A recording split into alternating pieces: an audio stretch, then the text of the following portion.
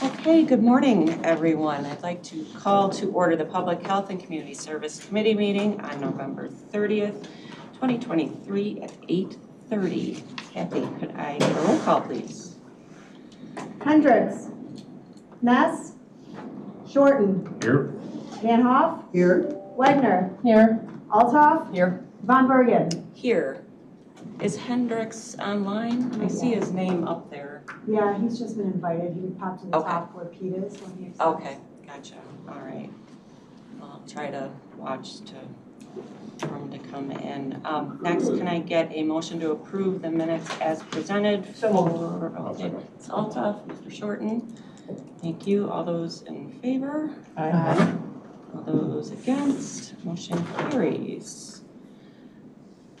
Do we have any public comments? We have none signed up. Any public comments? Last call. Okay. Okay, no public comments.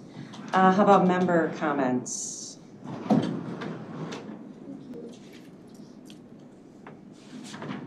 Wow, okay. Well, Ms. Van Hoff, go ahead. yes, I'm just really pleased that we approved the budget. And that vote is behind us and we can move on. Me as well. Not that Thank we you. won't ever grapple with financial issues again, but. Yeah.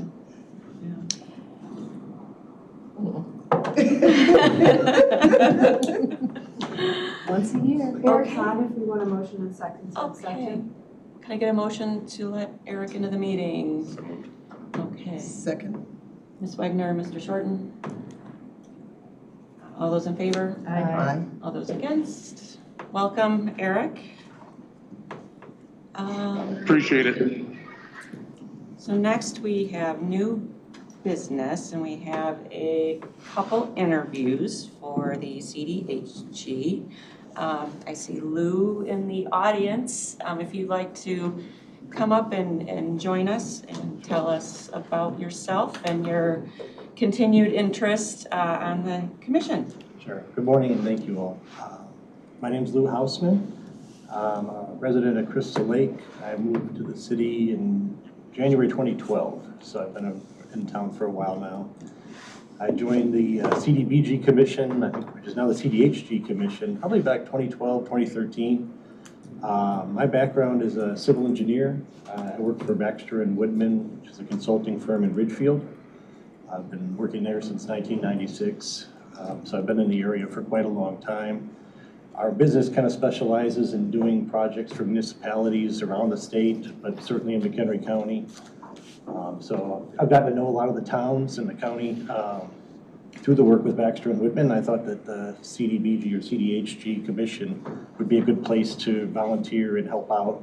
A lot of the folks on the commission are more versed in social services or public services, whereas my background is more in infrastructure. And so I think I can help the commission out, especially with like road projects, water, sewer. I design those, estimate those, and I think I bring something to the commission in that respect, just to be able to be a sounding board for some of the projects in terms of how much they might cost or how long they might take. So yeah, I've enjoyed it, and my term ran up, so I came here to apply again. This would be your second term. It might be my third. Okay. It's been a while. Yeah. Pretty much right after I moved here, I applied to be on the commission, so I've been in since then. Great. Well, we certainly appreciate your continued interest. 5 openings. It's nice that you've decided to apply to join us again. It's a nice group, and it's a really good mix of like public projects to help people, and also the services are great. And that's not an area that I knew a lot about when I came, but I've learned over the years, about the different agencies that help people here. My wife's a social worker in Wisconsin, so I'm a little bit familiar with social services, and this has certainly given me a lot more education as to what's offered here and how to help folks out. Ms. Althoff, you have a question? Yeah, just, you've been there a long time. Mm-hmm. Things that you think that you are doing well and things that you would like to maybe see change or be amended and revised. Well, I think that, it's a really good commission overall. I like the way that we do our project scoring now and our selection. I think that's really improved over the years. It helps us with deliberations and get to sort of a consensus quicker.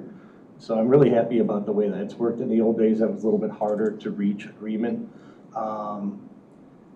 It seems like there's a little bit less on the infrastructure submittals than there were back in the day when I first started. Actually, when I first started, I think I was one of 3 engineers on the commission. I believe I'm the only one now.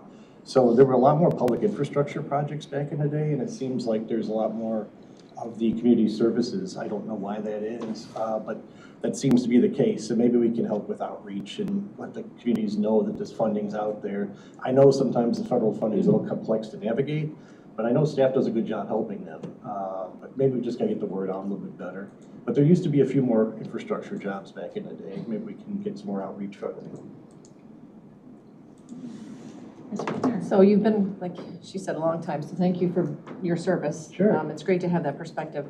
What do you see in the coming term, in the coming 4 years, as the biggest challenge and need? Yeah, certainly, from my perspective, the lead service replacements in all these communities is a big deal. And there is some money available at the state level to get that done, but I don't think there's enough money to get all of it done for all the communities here in the county. So I could see the county being approached by the communities within it to ask for maybe some help on the CDHG side. There's just not enough money to take care of all the need out there. There's a lot of old communities here in town, in the towns, and they're gonna have to replace all those services and they already have to have a plan, but now they have to get the money to do it. So I could see that being maybe a drain on the amount of available funding going forward.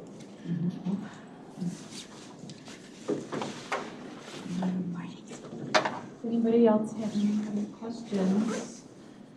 Yes, I just wanted to say thank you for your service. It's so appreciated.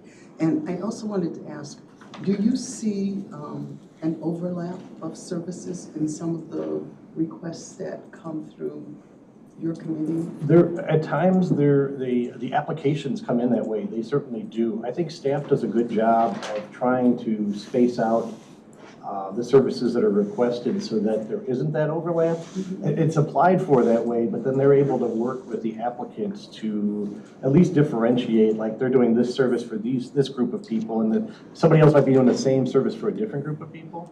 So I do feel like by the time it gets to me, it's been sort of separated out. Yeah. But yeah, I think the staff does a good job with that, helping the applicants sort of channel them into a way where we're not getting the overlap out there. Yeah, that's great, because I was just wondering if someone came to you like that, you could say, well, we're not able to help you, but we do know this group who can. Right, So yeah. you can kind of be a clearinghouse for that. The county staff does a nice job with that, honestly. Yeah, okay, Yeah. thank you. Mhm. Thanks for your service. Oh, thank you very much. Okay, great. I don't see any other questions. Thank you again, once again, for your service. And shortly, we will be deliberating, but with 5 spots open. I don't think it'll be really hard. Yeah. Keep you on the edge of your seat. Yeah. I'm happy to help, and I thank you all for your time this morning. And yeah, I mean, it's a great commission, and it's a good fit for what I do, so I like it. Well, thank you. Thank you. Thank you. Do we know if Mr. Mohr is here?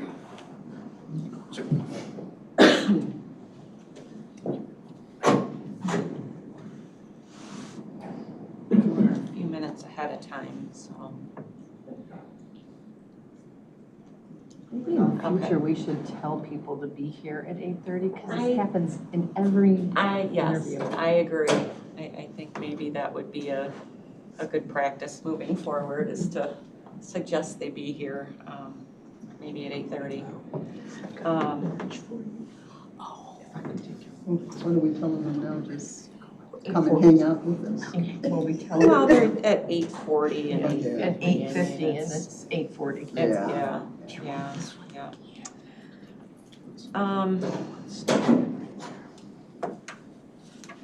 Okay. Well, how about we move forward with the routine consent agenda? Are there any items that anybody would like to discuss? Of course. I'll make a motion to approve the routine consent agenda 6.2 and 6.3 and not 6.1. That should be pulled for further discussion. That's my Okay. motion. So Ms. Althoff, do we have a second? Okay. Mr. Shorten? Can I get a roll call, please? Wagner, Yes. Van Hoff, Yes. Jordan, Yes. Ness, Yes. Hendricks, Yes. Althoff, Yes. Von Bergen. Yes.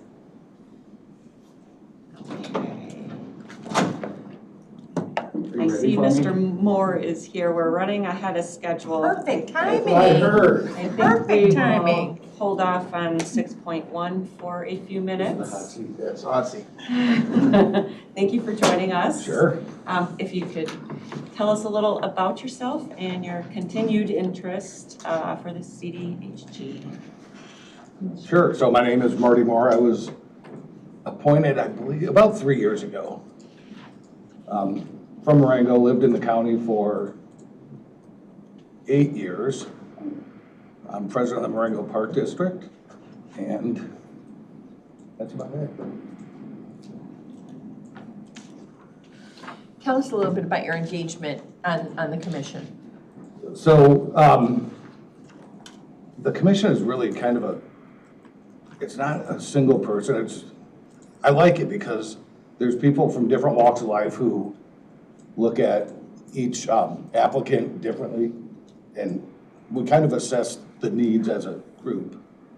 And there's always more asked than there is money. Welcome to government. Yeah, oh yeah, I know.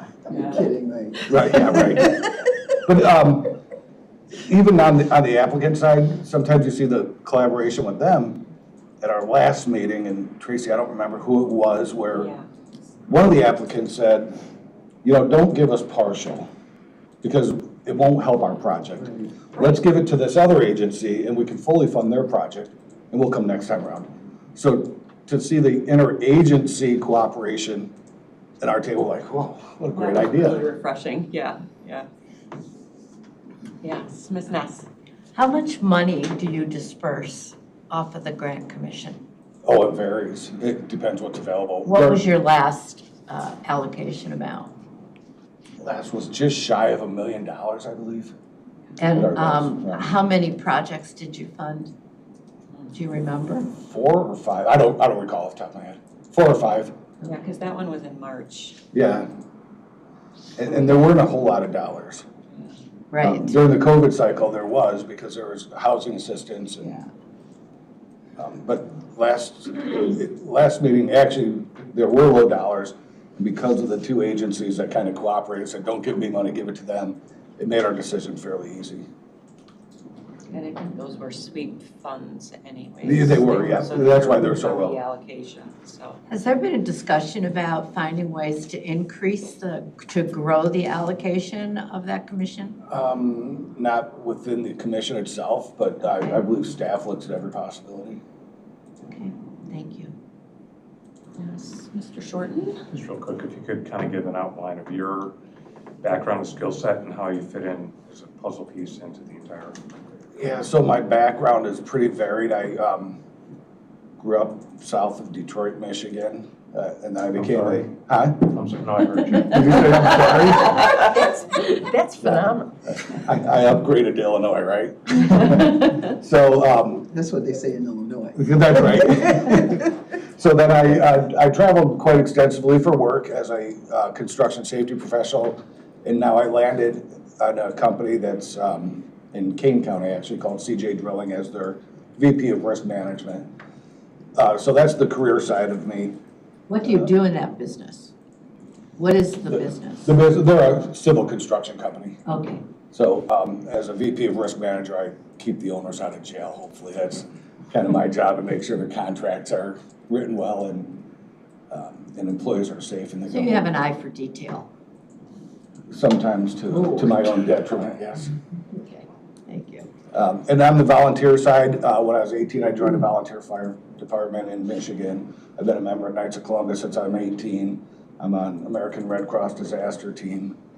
They haven't called me yet, but I got the badge. I do the continuing ed. So I've always had kind of a volunteer sense, and I like this commission because everything you do is good. The only thing that's not good that you do is you can't give all the money away for all the ask. Thank you. got a great skill set for what they do. Thank you. Yeah. Ms. Wagner. Very nice. Thank you. I'm glad that you're part of the puzzle piece there. So you're looking in the future for, let's say, the next 4 years, what do you see as the biggest challenge and need? I think we're still suffering the effects of COVID on the mental health side and not so much mental health, more housing side. Still dealing with evictions and the whole moratorium on evictions, and that's all coming to fruition now. So I think that's a challenge. There's also a lot of, on the municipal side of the projects or the grants, there's a lot of need there. There's a lot of municipalities within the county that have a lot more projects than they have money for. So the needs are varied. Thank you. Okay, do we have any other questions for Mr. Mohr? I'm just wondering, do you have any ongoing requests for grants, like certain organizations that come back for renewal?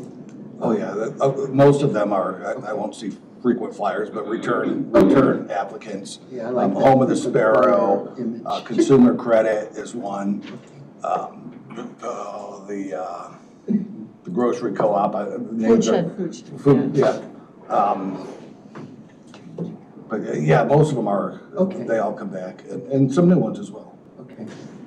And you mentioned that there was some organizations that said, we'll come back next year, give everything to, had that happened before? Or was that just something, the product of COVID? It's the first time I saw it happen during our deliberations in the 3.5 years that I've been on. I'm sure it's happened behind the scenes before. Because these groups, even though they're applying for the same dollars, they all work together behind the scenes. And if Home of the Sparrow can't take you, they refer you to the next agency. So there is a lot of collaboration that even at the county level, you guys don't see, and at our commission level, we don't see. All right. Thank you, and thank you for your service. Okay, great. Well, thank you for coming in, and of course, thank you for your continued service. Sure. We will have, I think we'll do deliberations next. And we, of course, have 5 positions open. You're welcome to stay.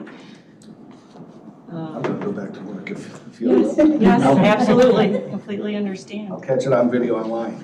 Okay. Thank you all. Thank you again. Thank you. Thank you for coming in. You're welcome. Okay. I'll make the motion to approve both of these applicants. I second. Okay, Ms. Althoff and Ms. Ness. Are we doing the 2023 to 2026 for both of them? Yes. Okay, because there is one shorter term. Yeah, yes. Yes. All right, all those in favor? Aye. All those against? Motion carries. Okay, we will go back to 6.1. I'll make a motion. And Ms. Wagner makes a motion, Mr. Shorten seconds. Discussion. Yes. Come on. Discussion. And Pete's on the, And Pete. Maybe. I think I'll be taking the lead on this one if Pete doesn't mind. Well, good morning. For the record, Scott Hartman, Deputy County Administrator. We are here to talk about the resolution to put a referendum question on the March 19, 2024 ballot that would ask the voters if they would support a 0.25% sales tax to fund mental health services. And the way the resolution is written, this would be in lieu of the property tax that the county currently puts in place. So if this is approved and successful when this is implemented, the way it's written, the property tax would go away and the sales tax would then take its place. Just from a numerical standpoint, the 0.25% sales tax, as we calculate, would be higher than the current property tax that the mental health board gets. Just some rough calculations using the RTA sales tax as a barometer. That is a 0.25% that the county receives. They're getting between $13 to $14 million. The county's 0.25% would still be north of $12 million. RTA they tax prescriptions and a few other things that this sales tax would. But the yield would still be higher than the current ask for the mental health board, or the current allocation for the mental health board tax levy. We had the privilege of attending the mental health board's meeting on Tuesday. They had a really good discussion on this. And ultimately, they voted to support the county's exploration of this referendum and support that if the county was to put this on the ballot, they endorsed it. They do have two main concerns that are still with it. One is to ensure that individual developmental disability services will continue to be funded. That we had our state's attorney explore that, and our state's attorney has determined definitively that yes, that is a service that can be funded under this tax. The second one, which is still under exploration, so more to come, is substance use disorders. Right now, the Mental Health Board funds approximately $2 million worth of services or programming for that. What we're exploring is to ensure that that can be covered under this mental health sales tax.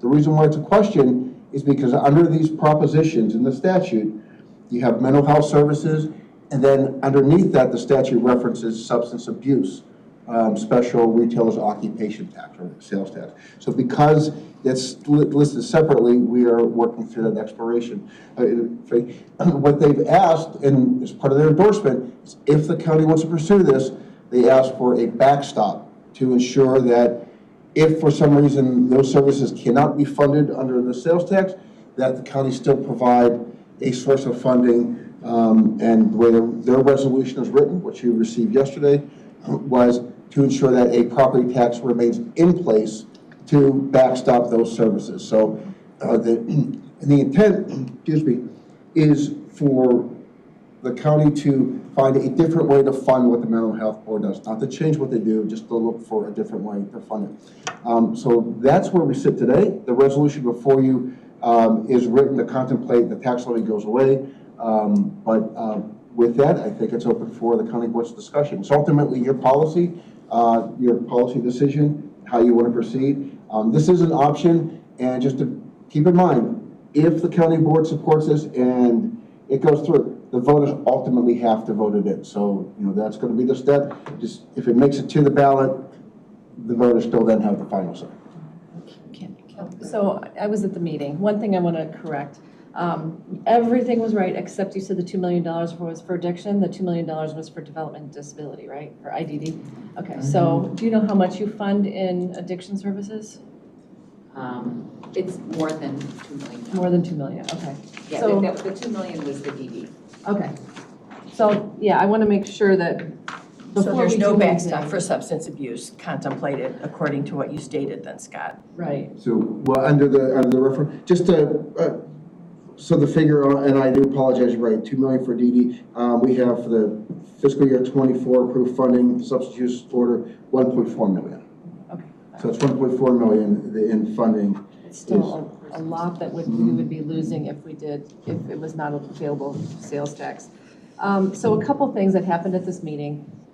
It did approve, people approved it, but they are cautious of the speed that this is happening because they want to make sure that it's funded, everything is funded, and that, and I agree, just like we keep the backstop with Valley High, how there's a $10,000 levy, which is nothing. Right. I think we should keep that for the mental health board because if something happens and they are not being funded enough through sales tax, we would have to go out for referendum again to get another property tax for the mental health board. So we do need something as a safeguard just in case. But personally, I don't think we can vote on this till we get an opinion from the state's attorney that addiction services are covered. I think we can get that opinion rather rapidly. Okay. It is in the works. I mean, we already know that Winnebago County is supporting substance abuse services with their mental health dollars. Okay. I appreciate the concern, but the timing is such that we really, I mean, unless you guys just don't want to vote on this and send it on to the board, but the county board needs to take action in December. Yeah, for that, in order to put this in place, the county board would have to vote by, as Pete mentioned, by the December meeting. If you wait and want to put it on the November election, what you are in essence are doing is you're delaying the implementation of the sales tax for a year, because you have to file with the state by either October or May. And if you come to the November election, now we're back into the May 2025 filing with the state, which puts it into November 2025. We just need to make sure our i's are dotted and our t's are crossed. So one election delays of a year. Ms. Nelson, I you think have a March question? will not work. I'm just going to say, I don't think there's enough time to educate the community. I've been watching the media. Several communities are asking for property tax increases.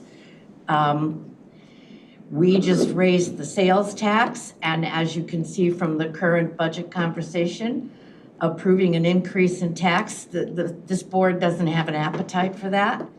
My other concern is, this is great. What happens if the county board complexion changes and they decide that they don't like the tax? It can happen. I think a year is not a long time in the life of mental health services in the county. I've seen referendums fail with less time than this. Right, Well, and that's my concern. And that would be my question. If it fails, what's the intent? Put it on again in November? You can't. Well, we Yeah. can't, don't we have to wait? That was like the a year? softball question. So if it fails, we're even beyond November, right? That's right. We're into, okay. I want to make, So to push this, thank you. Go to ahead. push this in March and have it fail means that we delay for a year what we want to do. So wouldn't it make more sense to, this haste bothers me because I see that I'm not the only one concerned about this, but I think we need to know everything that we need to know going in so that if we, when we do go forth. We can get the answers. Okay. And this is somewhat perfunctory. Because if this committee chose not to move it forward, it moves forward anyway, right? Just not with this, and it's going to be seen by finance. So just so you know, I mean, we're having the discussion in committee, but the end result really makes no difference. It's going to go to the full board for discussion, which is why I'll support the motion. But I too have significant concerns about the implementation to get a successful outcome. I also have grave concerns about just zeroing out the levy and saying, here's your tax dollars. I mean, we have no idea what's going to happen. Whoever thought we weren't going to get the sales tax from online sales and how long we had to fight to get that into place. I mean, I just don't know if you want to assume that this is good because it's worked thus far for other communities. So I think that conversation has to happen too. I just am really uncomfortable just saying no more property taxes for this. And, you know, assuming all will be well. But there is a Was safeguard. that one of There's the a safeguard in questions? there, though? What's the safeguard?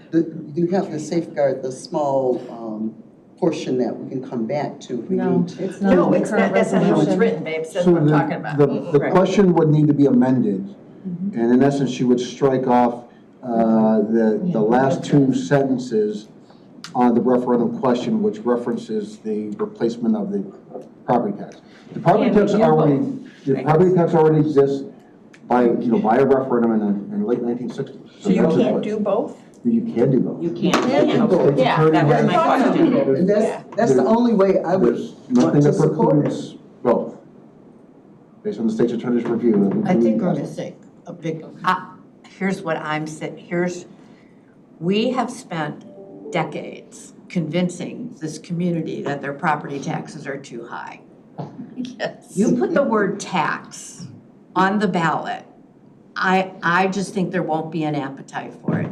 This is complex. We would have 2 months to educate the electorate about what this could mean for that means everybody's on board. The mental health providers have to be on board. They have to be, I'm sorry, I just don't see 2 months. No, and that's the question I would like, what's the plan? I mean, the county can spend taxpayer dollars to provide factual information, but is that all we're gonna do and then throw it on the ballot, or is there gonna be an effort to really go out and gain support, which is typically what happens? I agree, I don't know about 2 months. I like the idea. I mean, I really like the idea. I think that that's what we do as elected officials, is find new ways to fund programs that are extraordinarily important and get off the reliance of property taxes to help our constituents. But I'm really concerned about doing something and not doing it well. And the communication, isn't that also one of our responsibilities, is to communicate with our people that we represent? We have And no how money it to do is. that. So I'm just saying, I'm not gonna say no here at this committee, but I think there has to be significant discussion at the board level about the hows and the whys, because I just feel we're cheating people by not educating them well enough. And that's one of the things that people say, government, they don't trust government because government does stuff and they don't know about it. And to do it from December to a successful outcome, I think you're jamming us up a little bit. And it's a victim of the timing of the statute. That's the only reason. I get it, Scott, I get it, we have to bring it forward and we have to evaluate it. I So- do not disagree with that. And I think What's that, the plan? you know, when we talk about education, keep in mind the county's role is extremely limited in what it can do. You can't be advocating out there and marketing. You can provide facts, provide factual information, which really we have. So that's my question, and I'll shut up after this. That's my question, what's the plan? Because it feels to me like a limited time offer. And whenever anybody says to me, you gotta get this offer now or it's gonna go away, it makes me nervous. Well, as I pointed out, it's in order to put this in place for, let's say for December 2024.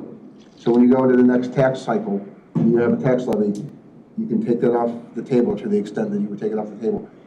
That's the only reason why you would look at this March election. If you have, this is your prerogative on whether you want to do this at all or when you want to do that. So all we're doing is just bringing you the option that was asked to bring. It was So an what my idea. question, Mr. Shorten has a question. Excuse me, I would also like to be recognized if you're Okay, short. after Mr. Shorten, you're up next. So let me walk through the process. So let's say we move this forward, we bring it to the board as a whole, we vote to put the referendum on the ballot in March. And I understand the concerns about education, but education is really a benign word, but because we can't advocate for or against, it's just, we have a mental health board, this is a change in funding, and the result would be conceptually a reduction in your property taxes, and you pay a little bit more when you go to check out at Walmart. And everyone else pays as well. Right. In and out of the county. Non-property tax Yeah, payer. exactly. So I agree with the backstop. I don't want to get in a situation where we pass something and the result are unintended consequences that are pretty awful. So I'm fine with that. If the referendum passes in March, then we have ramp up to get the revenue streaming by the end of the year in conjunction with next year's budget. If the referendum fails, then we just continue to fund mental health board with property taxes. Business as usual. I understand the concern about timing and education, but our ability to advocate one way or the other as a government body, whether us or the mental health board, is off the table. Correct. So then it becomes a question: if we put this on the ballot and it passes, is there a risk? Well, let's cover the risk by backstopping. Is the risk, the worst case scenario is we put it on the ballot and it fails, we still have funding for the mental health board for all those services, and then we end up having the same discussion this year's last, which I guess would be increasing, funding, But- if we chose to.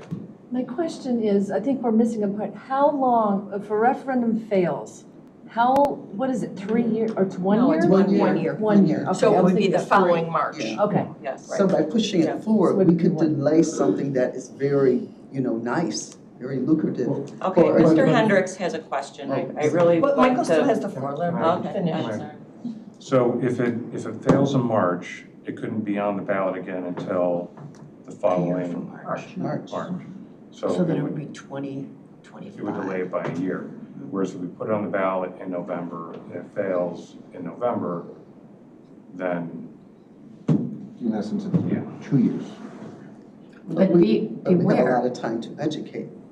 But we don't, well, who's gonna educate? That's the point. Typically, That's can I the answer? And point. then Eric, I Yes. apologize. Typically, what happens when you have a massive referendum, you try and find another group of people that can help raise private funds to advocate for that to move forward. So that's my question for both of you. What's our plan? Do we have a plan Well- outside of just educating? I mean, are we working with maybe the mental health board and finding people who can do, I mean, that's my big question is how are we gonna do this from December? And I'm very supportive of the initiative, but how do we do it so it's successful? That's my question. Eric, I apologize. Michael, I apologize. Didn't mean to. You're up, Eric. Hello. So I support it as is without a backstop, with, you know, the caveat that I would support the consideration of a backstop should the drug addiction services not be provided. But I think they would be, and either way, we'd have an answer soon enough. We'd have, Pete, I know you said soon, we would certainly have it by the next cow, I presume. I'm pretty confident we can, yes. I mean, I'm speaking on behalf of the state's attorney's office, but I feel like this is a curveball that we kind of got like yesterday, and it's pretty straightforward. We got to get in contact with Winnebago County and get their reading on this. But generally, our state's attorney's office has been of the mind that the precedent setting of 40 years of providing services under the guise of mental health board is a pretty broad review. That's exactly how they got to the interpretation on developmental disabilities, and I suspect that they're going to get to the same interpretation on substance abuse, as has Winnebago County. Yeah, and I just don't anticipate that being an issue. And so if that is the case, I guess my suggestion would be we vote on this today, unamended, and then should some answer be different at this next board meeting, then, you know, the appropriate amendments can be made at that point. And this is only to move the resolution to the board, the motion, right? Correct. I mean, thank you, Eric, there'll be a whole another discussion at that level too, so. We ran a referendum for the mental health board. We raised the levy, and in order to do that, it had to go on the ballot. Every one of us, providers and our staff, had to work when we weren't working to educate, hold town halls, consumer groups, to make sure, because the word tax was in, and that they understood the ballot initiative and what the vote would mean. And we had 8 months to do that. So I'm with Pam. What's the plan? If we approve this, are we as county board members going to be, will we hold town halls and answer questions? We have primaries. No, we can't educate our constituent. We can't say vote this way or vote that way. But we have a responsibility to educate our constituents if we vote to approve this. Or, Leo, are the providers going to step up and do the work of promoting this who's going to do it? Because you just can't send a flyer out and put some press releases in the paper. That will not work. Right. Somebody's got to, what does that look like? Educating the voter on what it means if you vote for the tax increase. If I can, I understand what you're saying, but in terms of the county can't fund a position. The mental health board can't fund a position. So it relies upon independent entities or independent individuals. Yes. Scott, correct me if I'm wrong, but while the county can't advocate in favor or against, as individual board members, you know, we can certainly take whatever stuff we want to. Sure you can. Yes, you can. Yeah, and are we? There's a primary season in there too. Well, and you're going to be advocating for individual candidates. I'm being practical. I hear what you're saying, Mike. And ultimately, at the end of the day, whether it's 4 months or 8 months to prepare, yeah, longer would be better, but in today's marketing age, you can have a marketing campaign set up and ready to go within a week. launch it on social media, put it up on the radio, you can put it in the newspaper for the number of people that might be getting it for their tax assessments, but that's already passed. So, 4 months or 4 months. How much will this cost the county? What's it gonna cost us?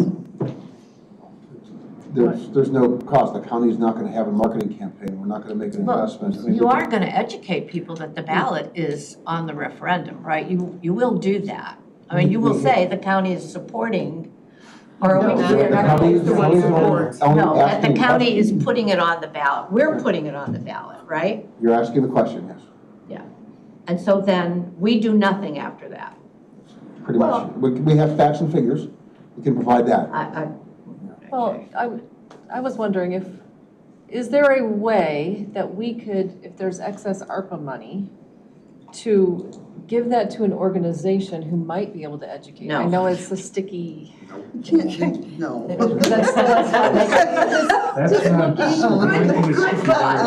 Not winning.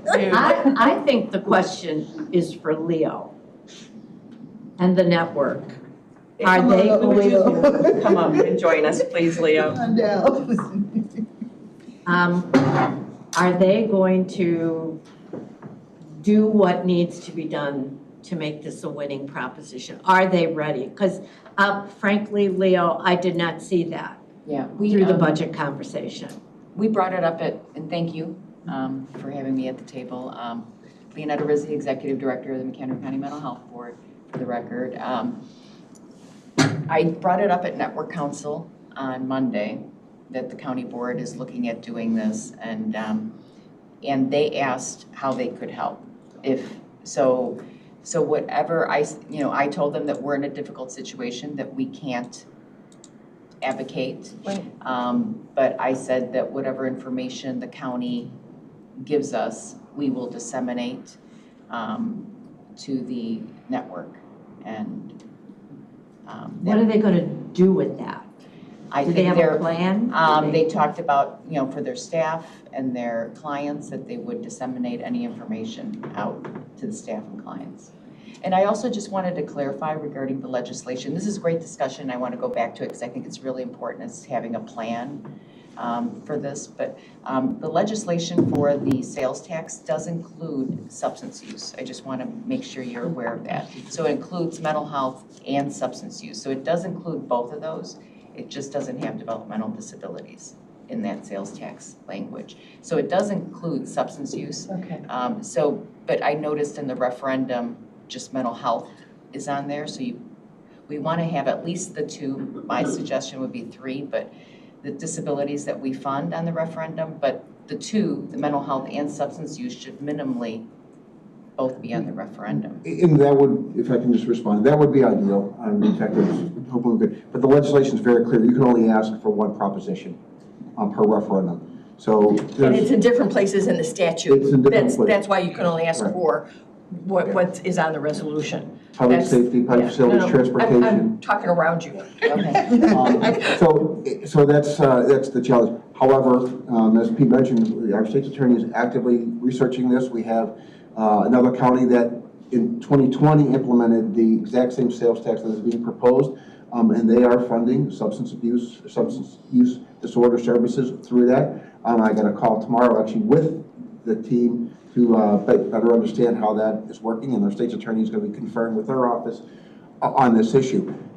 At the end of the day, we did point out, this is step one in the county board's process. In order to get this moving and implement it for the next budget cycle, let's say, we have a tight deadline, and that's by the state.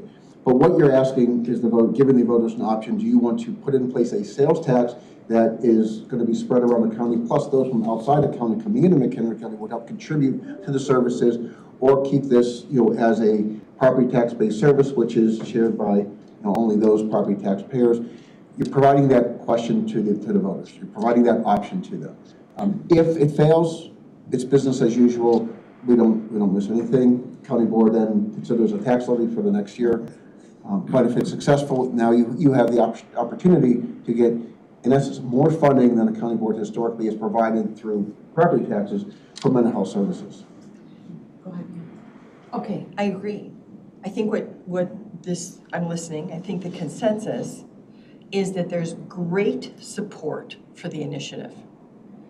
What you're not hearing is that there are concerns, and I heard you, Peter, we're gonna have them by the cow. But I go back to the same thing too, is it's the success. It's not whether to put the question on or not, it's whether or not, if we put it on, we're gonna have a successful outcome. I don't wanna have an unsuccessful outcome. Right. And I want the constituents, I want the people, who live here, who shop here, who work here, to understand what it is. I mean, I've been doing this for a long time. I was here when we did the original initiative, but my comment is people always say this. They don't understand. There's not enough communication from government to the people, right? And we've got people running for office as well. We've got communities putting referendums on.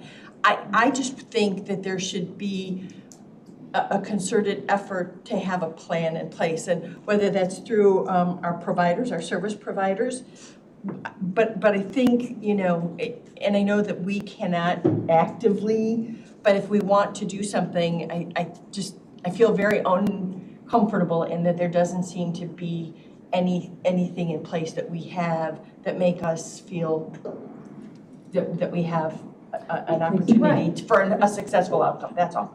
So, just a minute. So, two things. First, is there a way, I know it's very quick before the board meeting, that you could speak with more of the network council and come up with a plan? Because I think that would help us in this. Yeah, and I'm not sure I can come up with a plan. Well, ask them to come up. I don't know. So I'm putting draft. the problem. We have to be very careful. Yes. Well, We're doing the same thing, we're Right. sliding Right. over. We can't go to them and ask them to help with an initiative. They can't go and really ask for an initiative. Someone needs to come forward and say, I will be the lead, I think and I I'm have an gonna do idea. that. And Right. we provide them with the factual information and we are done. Absolutely. I think I have an idea who would do that. Not At the meeting. But- Hold on just a second. Now, I'm not done. Oh, so, but this is going to the county, no matter what. It's also going to finance. And as we take it to the county board, I would like to amend this because most of us here want that backstop. So I would like to amend the second to last whereas, I make a motion to amend it where it says replace the funds allocated to the Montgomery County Board, Mental Health Board. Take that off and change the language to the county will keep a $10,000 levy on the mental health board line. Or some Are you sort of making a similar, motion? I made a motion, yes. I second, It may not have to be that exact language, but something where we know. but something we have like a that. backstop. This is how this was presented to us. Then amend the motion and don't say 10,000, say something else. I was just going off what Valley High, because Valley High is $10,000. So, okay, a minimal amount on the mental health board levy line. Yeah, this is how this was presented to us. Are we up for discussion?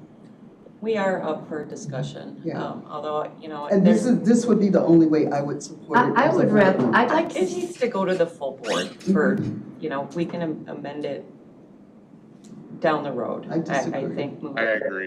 move it forward as is and have a full board discussion. I mean, this is an extremely important topic, and to not get a full board discussion, I think really is not doing it justice. Well, my point here is that it comes from it comes from mental health board, or the public health committee. It comes from the committee saying, we recommend having this backstop. And I think passing it through this committee with this added line shows that we as a committee support not replacing it, but having that backstop. And I'd like to take a vote when we're done. I don't know if we need to amend the resolution as written. Why can't we just send our opinion with an asterisk that says tells the board that we think they should do what we're gonna do anyway, which is to consider all the factors. I mean, ultimately, I'm not gonna vote in favor at the board level to put to put this on the ballot if we don't have a clear answer on the questions we talked about relative to substance abuse or disabled, I forget which one we're talking about. Developmental, DD. Yeah, DD.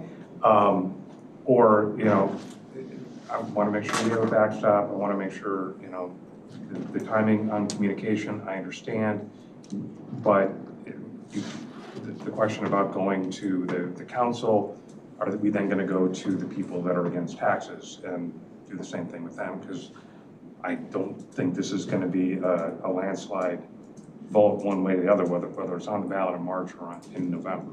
So, I'm in favor of sending it to the board, and we'll discuss it with the cow and vote on it in December.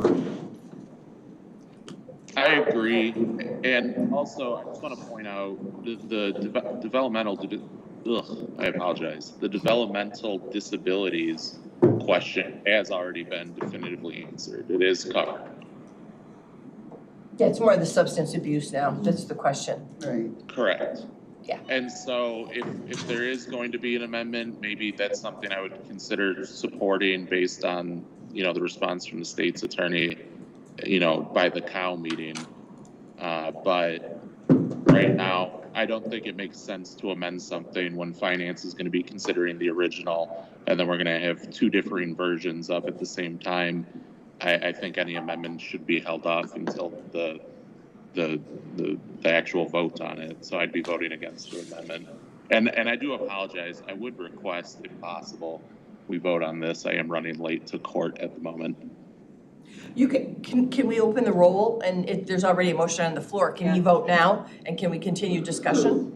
Well, this is for the On the amendment. amendment. Oh, on the amendment? Okay.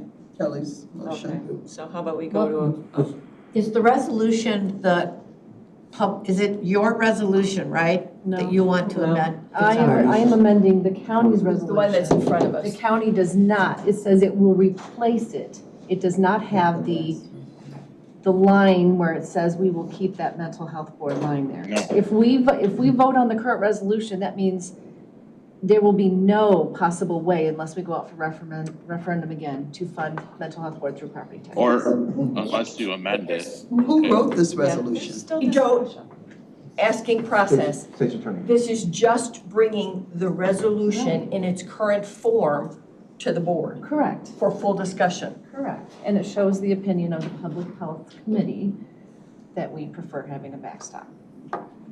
One more. Call the question. Okay. Okay. Could I get a roll call on the amended version, please? Wedner, Yes. Van Hoff, Yes? Shorten, No, Ness, Abstain. Hendricks, No. Altoff, No. Von Bergen. No. Do we want to have further discussion?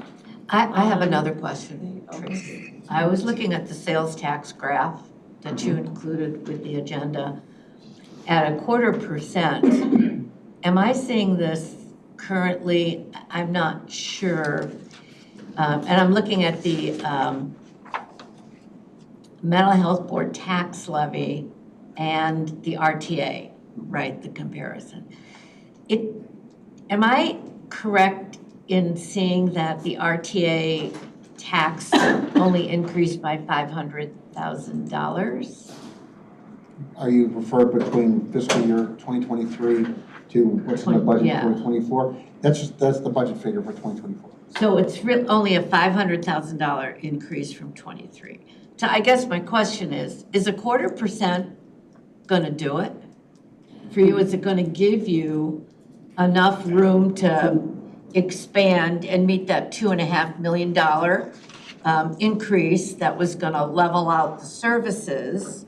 Or is it gonna float the status quo and not give them a way to increase the demand for services? I mean, if we're gonna do this, I'd rather see a 0.5%. I would. I mean, a quarter or a half, it doesn't really matter.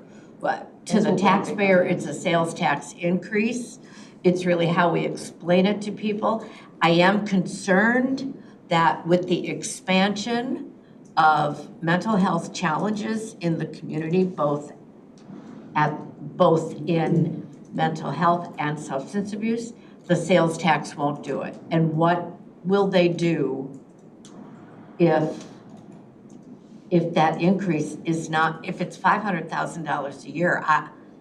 I don't see how that's going to work for you at a 1/4%. I'm going to jump in really quick because I have to apologize. Got to leave this meeting and jump on a CMAP chairs meeting. But Member Ness, to your question, what we're proposing that a sales tax would bring in roughly 14 million versus 11 million this year, and that number is going to grow every single year. When you look at the history of that sales tax, it goes up and up and up. I really think it is a wonderful tool to fund the future of mental health services, even at a 1/4 cent.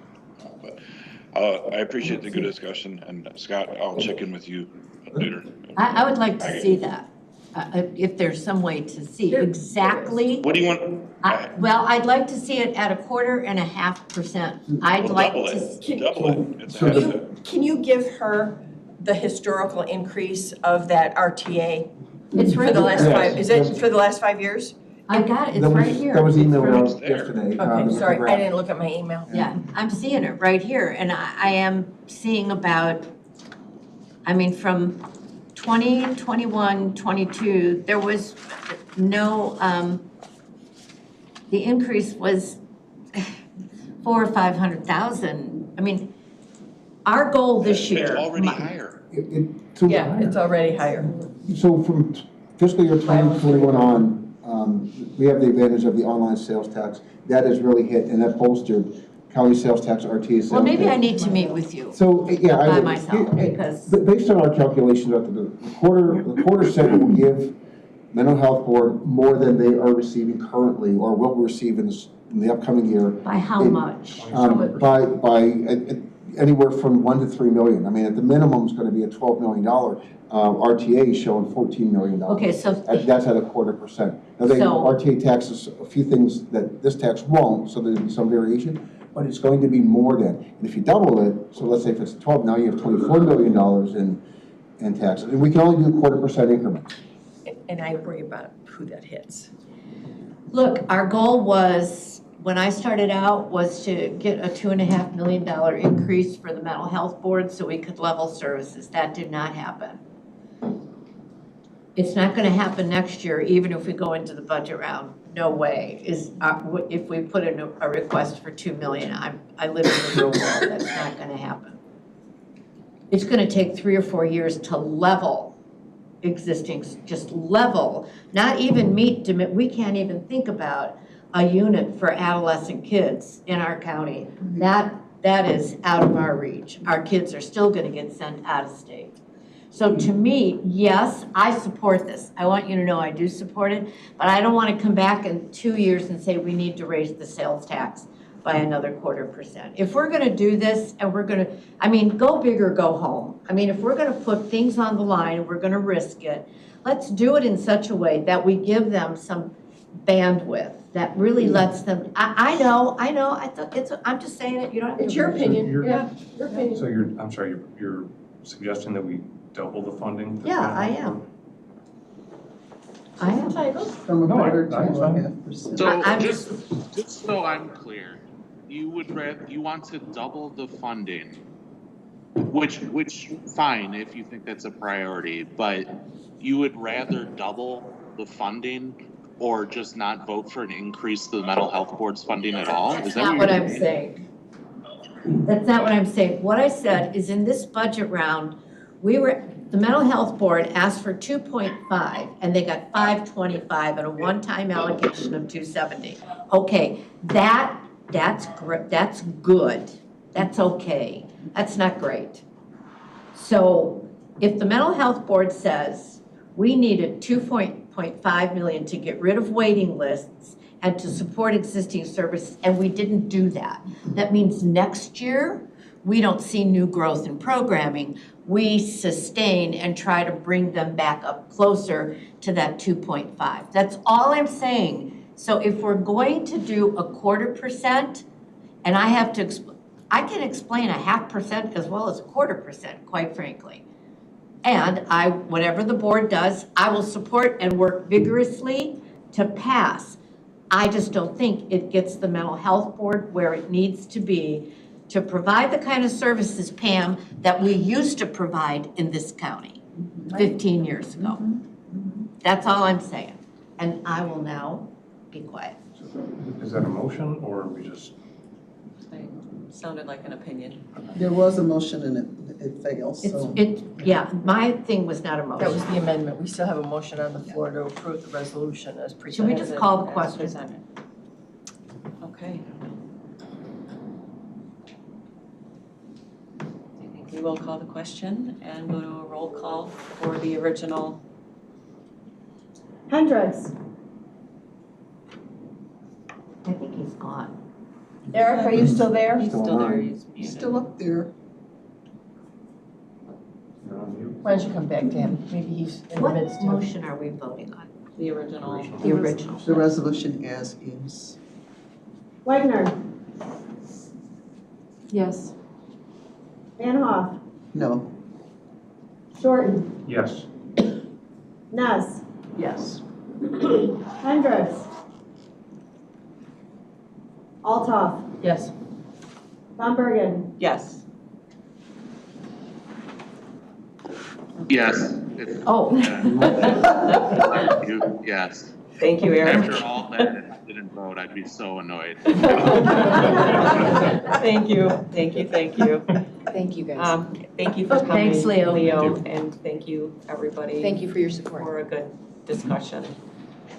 We all, I think everybody sitting here does see the need for, increased funding for mental health. And I think this is a good way to get there. So moving forward, we have a presentation from Melissa on ARPA projects. Thank you. Good morning. Just by way of introduction, I could jump back to the other meeting like 10 minutes, they're running behind schedule, but I did ask Melissa to kind of give you an update as to where the health department was, because you may recall when the county board made its allocation decisions on the advanced McHenry County dollars, we kind of left about a $7.5 million block to the Department of Health, and they have been methodically going down their list of things that they want to do and kind of wrapping that up. We're going to kind of talk a little bit with Finance Committee next week as well, but I wanted to give you guys an idea as to where they are on the allocation of the $7.5 million that we set aside for them. So Melissa's just got a quick couple slides. I reviewed them yesterday, and I think you're going to be pleased with the update.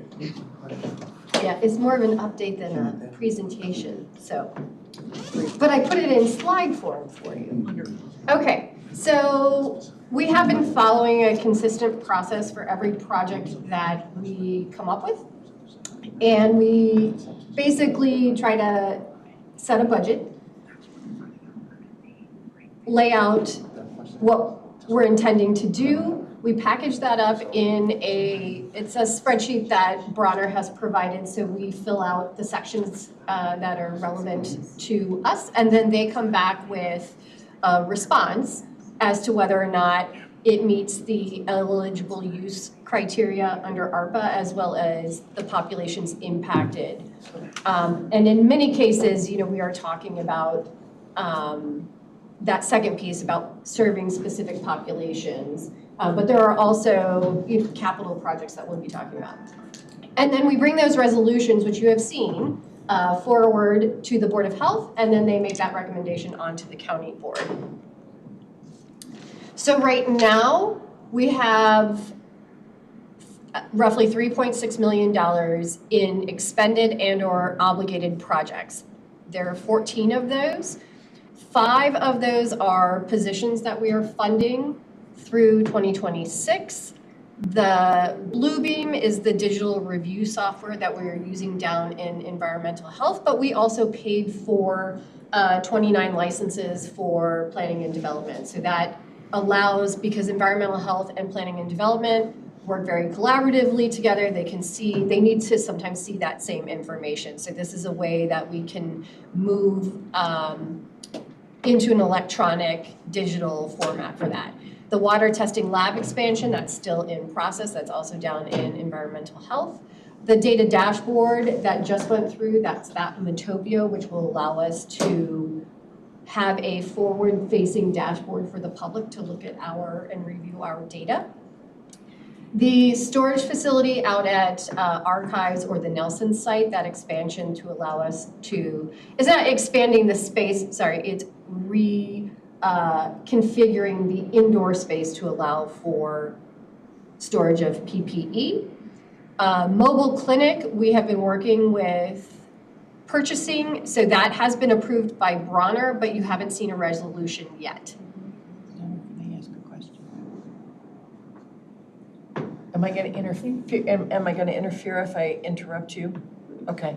The 5 positions that we did approve through 20, are they specifically aligned with a specific project, or do we have an intent to keep those 5 positions beyond 2026 and work them into our future budgets? Good question. So my answer at this point would be, when we requested those 5 positions, we said we were going to reevaluate.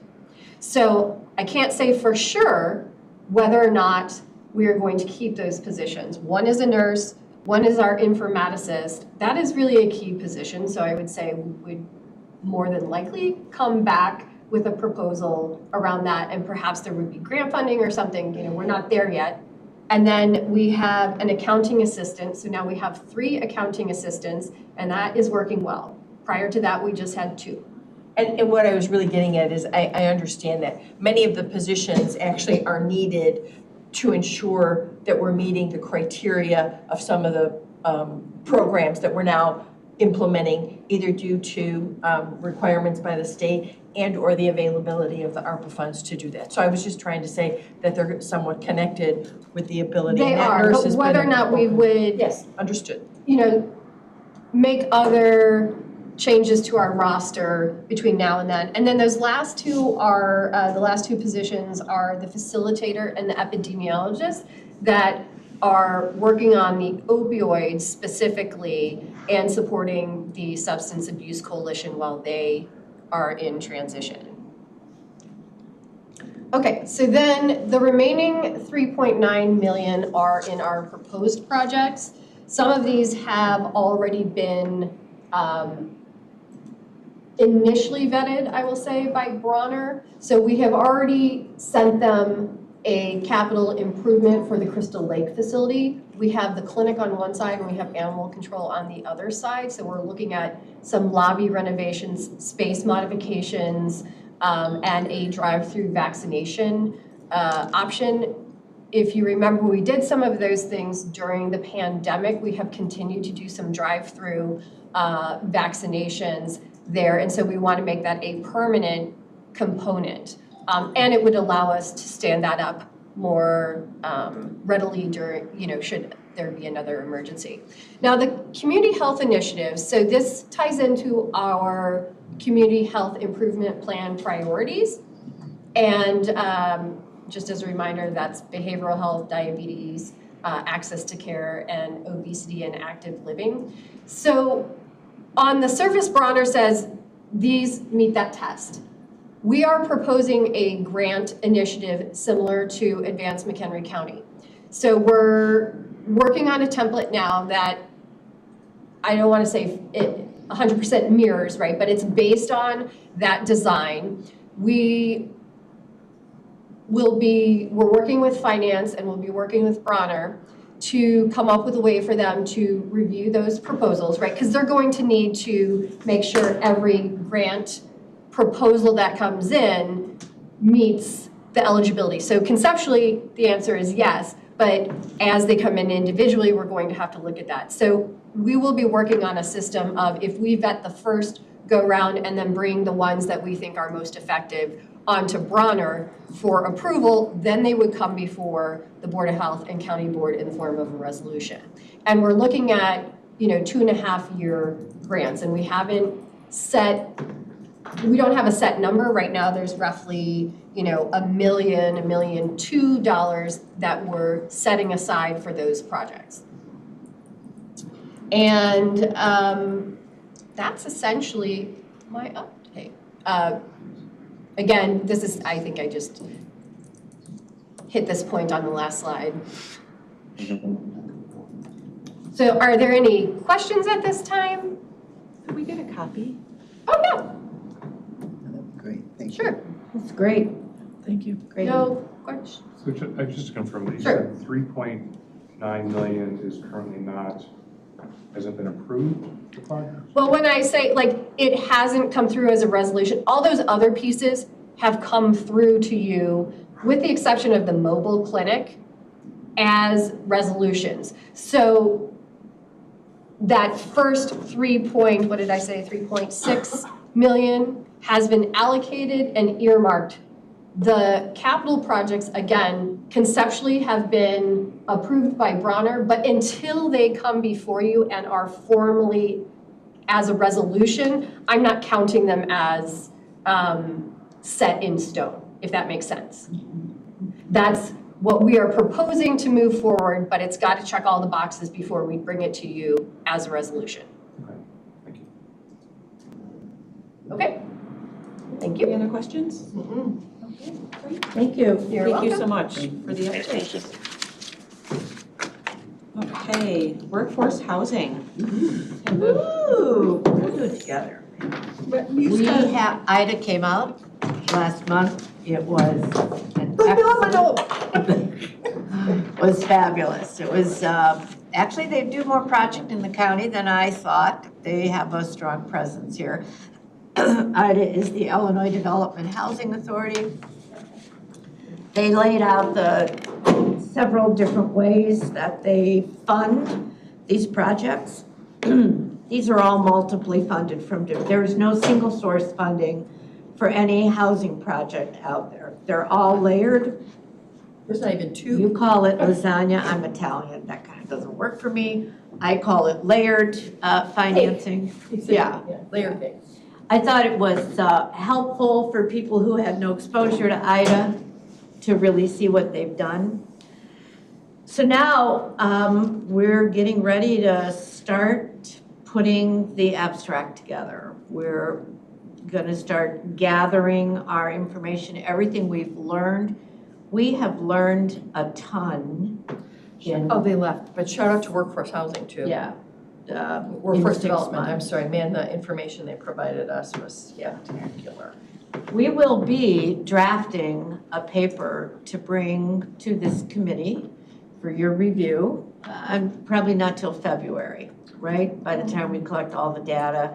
Jake from Workforce has been amazing, just amazing. I mean, it is an amazing group. You have subject matter experts at the table. Neely from the Realtor Association, her and Jim, oh my gosh, they've just been invaluable to us.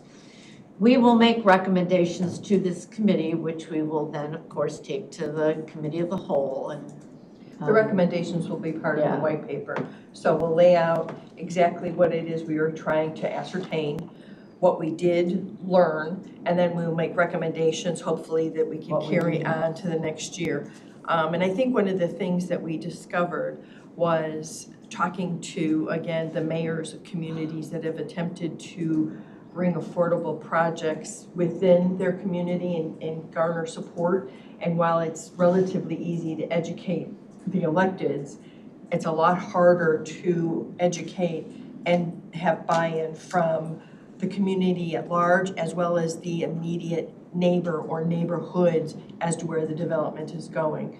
But we also learned that this is an ongoing issue for everyone, regardless of where you're located within the state of Illinois.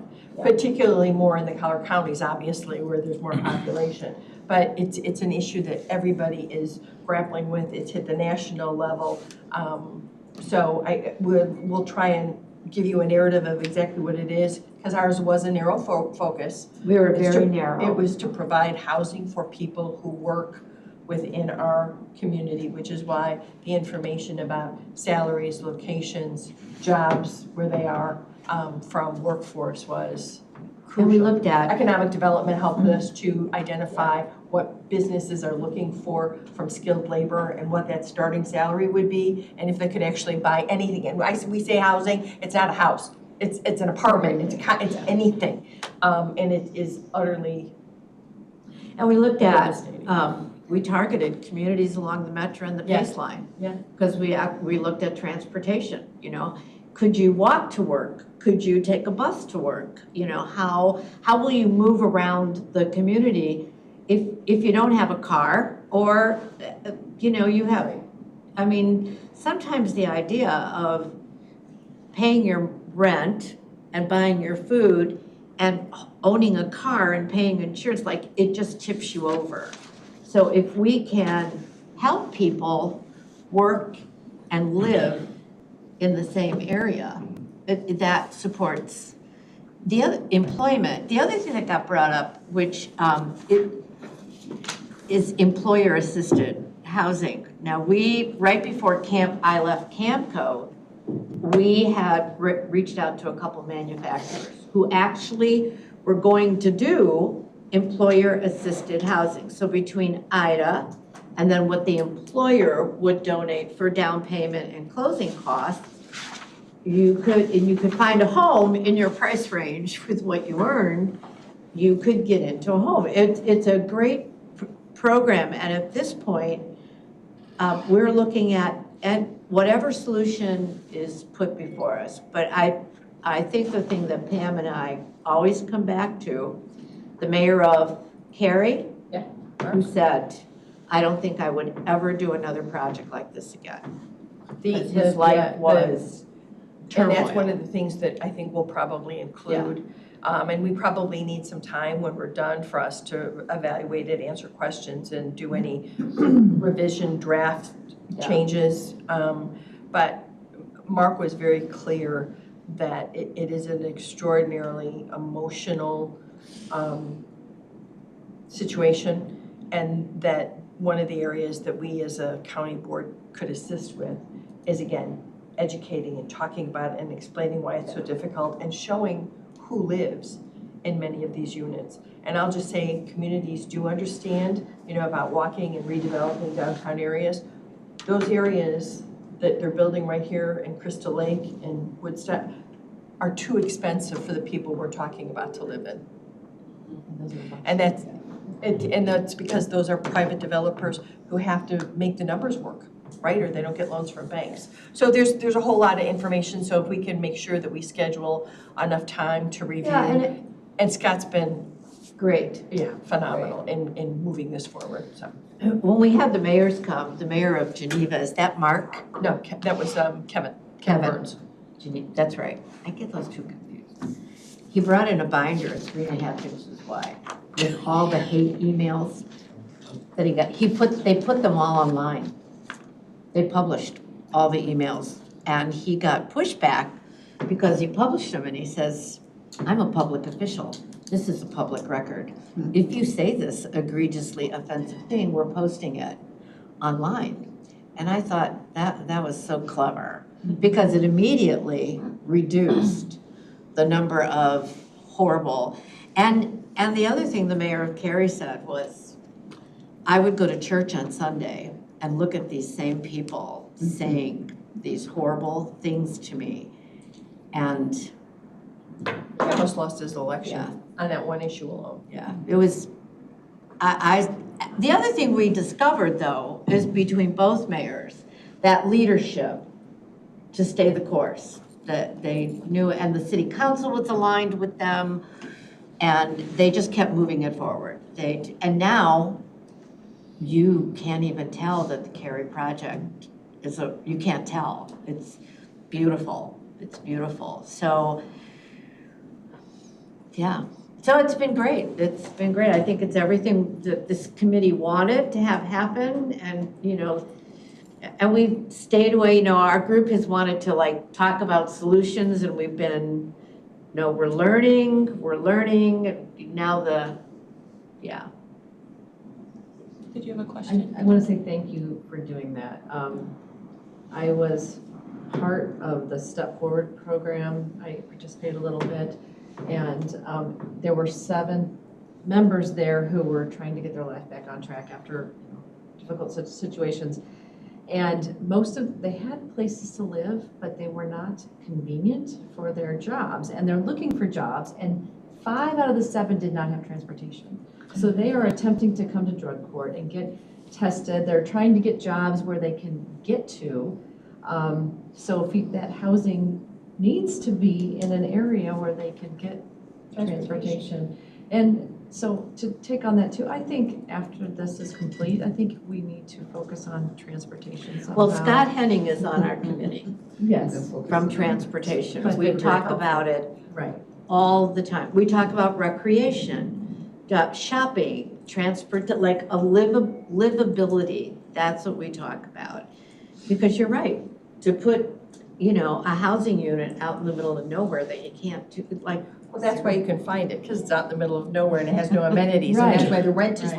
low. You're dead on. Yeah. I mean, you get one and you don't get the rest. Right, and in going to the network council, that was the number one thing I heard at that point was, if we can get the services, we can't get there. If we can get a job, we can't get there. We need to figure out transportation as county, and I know we were so piecemeal. So that's such an important part of housing, but I also hope that we can look at that together, or as a separate issue too. And Teresa and I are also attending, Representative Ness has got a huge committee on transportation, both in Kane as well as in McHenry, and how that services, so that will continue as well. Good to know. Great. Well, thank you so very much for your reports. Certainly look forward to seeing that paper. Me too. Yeah. Me too. I thought it was going to be before the end of the year, or was that No, just my? we had a year, but the year started in June. to work on. Yes. Okay. Yeah, we didn't get true permission to use staff and everybody until June. Are there any future topics anybody would like to add to our long list? Transportation, that's gonna be a while. Yeah, I think that's on everybody's list. Yep. Okay, I see no need for executive session. Can I get a motion to adjourn? Mr. Shorten and Ms. Althoff, all in favor? Aye. Aye.